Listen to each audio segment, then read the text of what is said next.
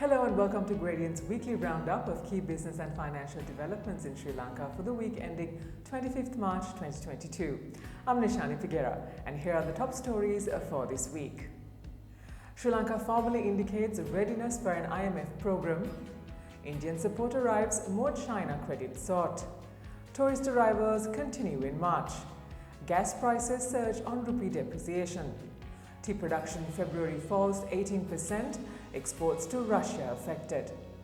We will also briefly look at other notable news that made it across to our news desk and wrap up with the capital markets update. In our main story this week, the week started with the government of Sri Lanka sending a formal request to the International Monetary Fund indicating the country's readiness for an IMF program. This followed President Gotabaya Rajapaksa's address to the nation last week, stating that the government had decided to engage with the IMF. He also added that it had initiated discussions with international financial institutions as well as friendly countries regarding the repayment of loan installments. Moreover, on Wednesday, Cabinet co-spokesperson Ramesh Patirana revealed that Sri Lanka would hire a global law firm to provide technical assistance on debt restructuring ahead of talks with the IMF. Sri Lanka has nearly $4 billion in foreign debt to be settled this year and a further $17 billion to be repaid between 2023 and 2026. Basil Rajapaksa's visit to India culminated in the signing of a $1 billion credit line to purchase essential items including fuel, food and medicine. This facility is part of the four-pillar economic cooperation agreement agreed between India and Sri Lanka during his visit to New Delhi in December last year.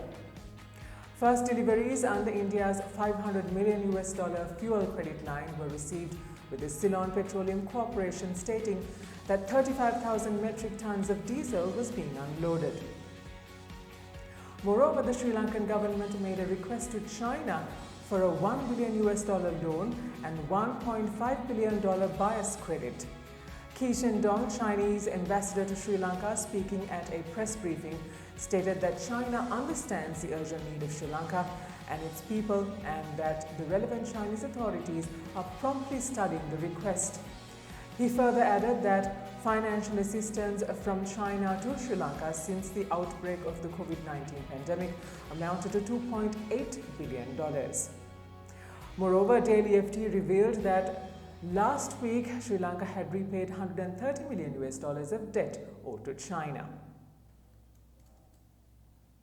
Laughs Gas increased the price of a 12.5 kilogram domestic gas cylinder by 1,359 rupees to 4,199 rupees, and the price of a 5 kilo cylinder was revised by 544 rupees to 1,680 rupees.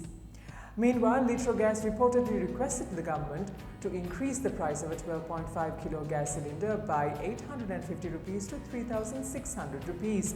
However, officials at Litrogas Lanka holding a media briefing stated that prices should increase by around 2,000 rupees to avoid a loss and complete closure of the company within 3 months. According to the SLTDA, 72,047 tourists arrived in the country in the first 20 days of March, increasing the cumulative figure for the year to almost 250,000. India overtook Russia as the main source market, followed by the UK, Germany and Ukraine. Prasanna Ranatunga, Minister of Tourism, tabled a proposal to the Cabinet to extend the grace period for payment of arrears of the Tourism Development Levy by a further 2 years. As per the Sri Lanka Tea Board, country's tea production in February fell to 18.2 million kilograms, declining 18.8% year-on-year. Low elevation tea production decreased the most, down 22.5% year-on-year to 11 million kilograms. The 7-month ban on chemical fertilizer impacted cultivation, whilst current dollar shortages are affecting fertilizer imports. Tea exports, which were about $1.3 billion per year prior to the fertilizer ban, are now further set back due to the Russia-Ukraine crisis. Russia was the second largest buyer of Sri Lankan tea as recently as January this year, purchasing 2.5 million kilograms in the month roughly a 12.5% share. In other news this week, inflation as measured by the National Consumer Price Index rose to 17.5% in February from 16.8% a month earlier. Year-on-year inflation of the food group increased to 24.7% from 24.4% in January, and prices of the non-food group grew to 11% from 10.2%. The central bank noticed the commercial banks to double the share of remittances and mandatorily converted export proceeds surrendered to the central bank. The share will now go up to 50% from 25%. The rule will apply from the 21st of March to 29th July 2022. And now let's take a look at the weekly movement of the All Share Price Index and the S&P SL20 Index at the Colombo Stock Exchange.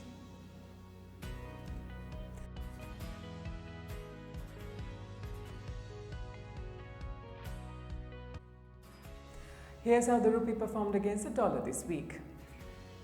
In other market news, freight forwarding solutions provider CL Synergy received approval from the Colombo Stock Exchange for its initial public offering.